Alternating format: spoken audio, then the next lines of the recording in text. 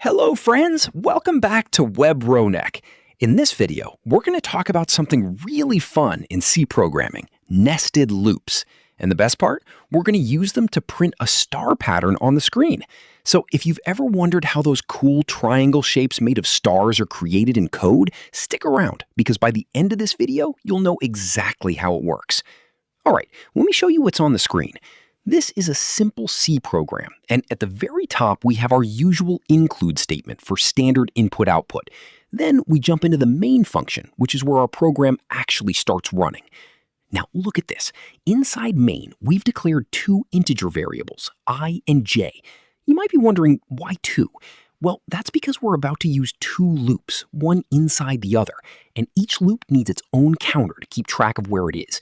That's what I and j are for. Now, here's where it gets interesting. We have a for loop that starts with I equal to 1 and keeps running as long as I is less than or equal to 5.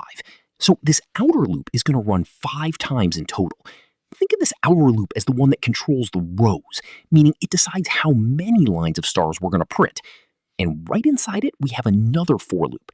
This one uses j, starts at 1, and keeps going as long as j is less than or equal to I. Notice that j is compared with I, not with a fixed number. This is the secret sauce. This inner loop controls how many stars appear on each line, and since it depends on I, the number of stars grows as the rows increase. Inside this inner loop, we simply print a star using printf. So every time the inner loop runs once, one star gets printed on the same line. Then, once the inner loop finishes, we have another printf that prints a new line character, which basically means move to the next line. This makes sure the next row of stars starts fresh on a new line instead of continuing on the same one. And finally, return 0 tells the program that everything ran successfully and we're done. So just to quickly wrap your head around it, the outer loop handles the rows, the inner loop handles the stars in each row, and together they create that beautiful triangle pattern. This exact same logic works in almost every programming language out there, whether it's C++, Java, Python, or JavaScript. The syntax changes, but the thinking stays the same. All right, now look at this. This is the output of the program we just walked through. And isn't this satisfying to see? A clean little triangle made entirely of stars? Let me break down what's happening here so it clicks in your mind. On the first line, you see just one star. That's because when I was 1, the inner loop also ran only once, so it printed one star and then moved to the next line. On the second line, you see 2 stars. That's because I became 2 and the inner loop ran 2 times.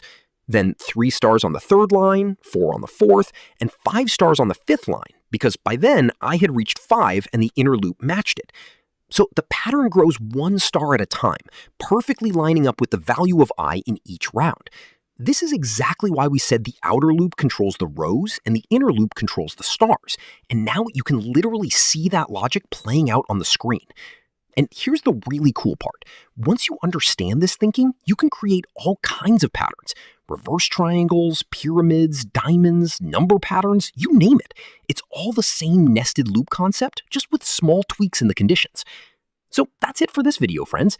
We took a simple idea, a loop inside another loop, and used it to create a star pattern step by step. If this helped you understand nested loops better, hit that like button. And don't forget to subscribe to Webronaq so you never miss the next tutorial. I'll see you in the next video. Take care.